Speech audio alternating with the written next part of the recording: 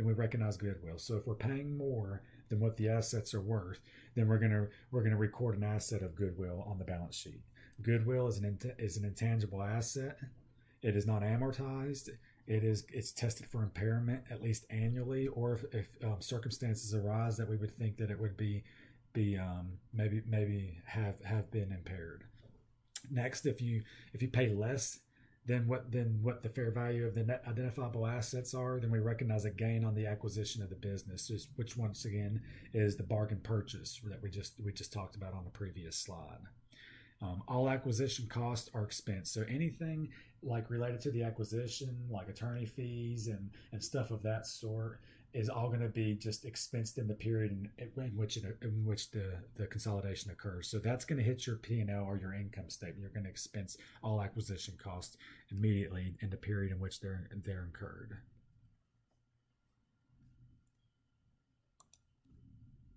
Okay, so let's recording the acquisition. Let's assume that it's goodwill in this one. So we can see here, assume the acquiring company, the acquirer, they paid a price of $800,000, and the form of which they paid it in was 40,000 shares of their stock, which was currently trading for $20,000 in excess of what the fair value of the net assets acquired are.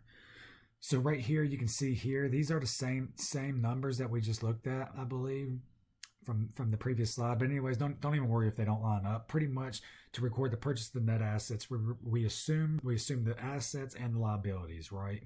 Well, so we're just going to record them directly on our books because assets are debits, so that's why these are all debits, because we're bringing these assets onto the books at their fair values, right? The fair values is what we're bringing onto the books, so that's why we're debiting all this, because they're assets. Same thing.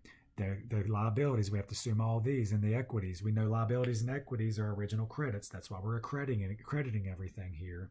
And once you have the numbers, this journal entry is easy. You debit the assets, you credit the liabilities and the equities. And then the difference right here, the goodwill, the 95,000, you can see that goodwill is what? It's an intangible asset. Assets are debits, so we're going to debit it right here for the plug of the difference between the price paid and that of the fair value of the net assets acquired. So pretty simple. Everything else is just directly from the fair values, and the difference in the price paid is plugged there. Okay, now what if we record the acquisition and this time we have a gain instead of a goodwill being recognized? So let's assume here this time that the price paid was 500,000, and the means in which we paid it was 25,000 shares with $20 market value per share. So 25,000 shares times $20 is $500,000. The net assets acquired is 705,000 in this case. So obviously we've paid less to acquire assets that are worth more by fair value. The net assets are worth more than what we paid. So obviously we just made a gain of $205,000. So what do we do with this? Same thing, you look, the entry is exactly the same, except now the goodwill is not there because it doesn't apply. Now we have the gain on the acquisition of the business combination, right? And we know equities and we know revenues and stuff like that is credit. So that's why we're crediting it. And we have to anyways, because it has to balance, right? Assets equals liabilities plus equity. So that never changes. It still applies. So it's plugged in here. The difference between what these are is your gain. And also, once again, record all acquisition costs as a current period expense. So all acquisition costs are going to be expensed, and they're going to appear into the determination of net income on your income statement. Okay, what about some changes in value during a measurement period? So values recorded on the acquisition date are considered provisional. So during the measurement period, values assigned to accounts recorded as part of the acquisition may be adjusted to better reflect the value of the accounts as of the acquisition date.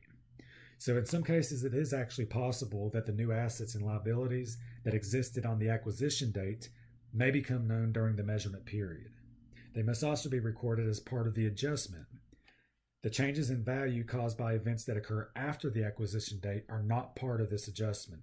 They would usually be adjusted to income in the period in which they occur. So here, once again, it's only from the date of acquisition. Anything afterwards is going to determine the income.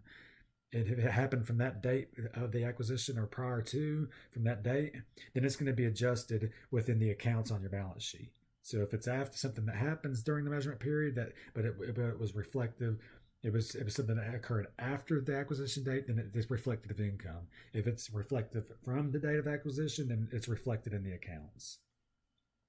Okay, the measurement period ends when the improved information is available or it is obvious that no better information is available. And in no case whatsoever can the measurement period exceed 1 year from the acquisition date. So 1 year is as long as it can happen.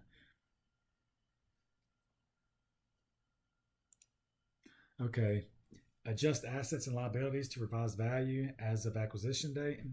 The net effect of adjustment will be recorded to goodwill or a gain or retained earnings if a gain was recorded in prior periods. Okay, so obviously all adjustments, if it happened, like it says, net effective adjustment in goodwill, the gain or retained earnings. Because remember, if it happened in a prior period, then if we have to make a change in accounting principle or anything like that, anything that has any changes, the correction of errors, anything like that, is net of the above adjustment.